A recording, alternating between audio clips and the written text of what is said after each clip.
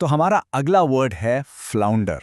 अब देखिए, फ्लाउंडर ना दो तरह से यूज हो सकता है, एक वर्ब की तरह यानी क्रिया और एक नाउन यानी संज्ञा।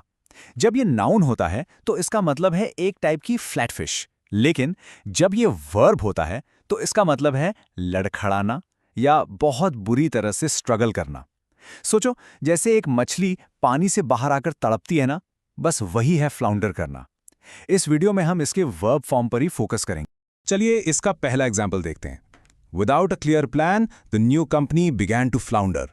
इसका मतलब बहुत सिंपल है, जब कोई क्लियर प्लान ही नहीं था तो बेचारी नई कंपनी लड़खड़ाने लगी। उसे समझ ही नहीं आ रहा था कि आगे कैसे बढ़े और वो फेलियर की तरफ जा रही थी। बिजनेस की दुनिया में ये वर्ड बहुत कॉमन है। अब एक और सिचुएशन देखते हैं जहां ये यूज होता है।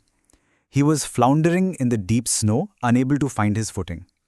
यहां फ्लाउंडर का यूज एक फिजिकल स्ट्रगल को दिखाने के लिए हुआ है।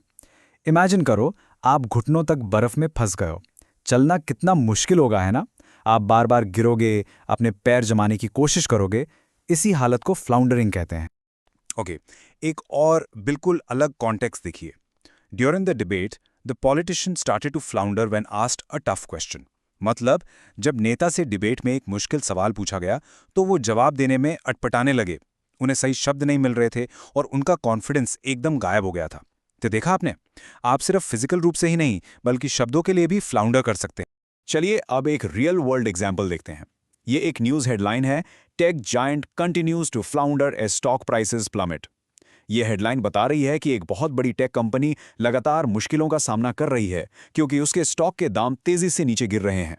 इससे पता चलता है कि मीडिया में फ्लाउंडर शब्द का इस्तेमाल अक्सर ऐसी कंपनीज के लिए होता है जो फेल हो रही हैं। अब जब आप फ्लाउंडर का मतलब समझ गए हैं तो चलिए इसके कुछ सिनोनिम्स यानी इससे मिलते जुलते शब्दों पर नजर डालते हैं। पहला है स्ट्रगल, मतलब संघर्ष करना। फिर है स्टम्बल, यानी ठोकर खाना, लड़खड़ाना। उसके बाद है फॉल्टर, यानी हिचकिचाना या कमजोर पड़ जाना। और आखिरी है मडल, मतलब उलझन में पड़ना। ये सारे शब्द फ्लाउंडर के बहुत क्लोज हैं। सिनोनिम्स के बाद अब आते हैं एंटोनिम्स पर, यानी इनके आगे ऑपोजिट मीनिंग वाले शब्दों पर। जैसे कि सक्सीड मतलब सफल होना, थ्राइव यानी खूब तरक्की करना, फ्लरिश का मतलब भी विकसित होना या फलना फूलना है, और प्रॉस्पर का मतलब है समृद्ध होना।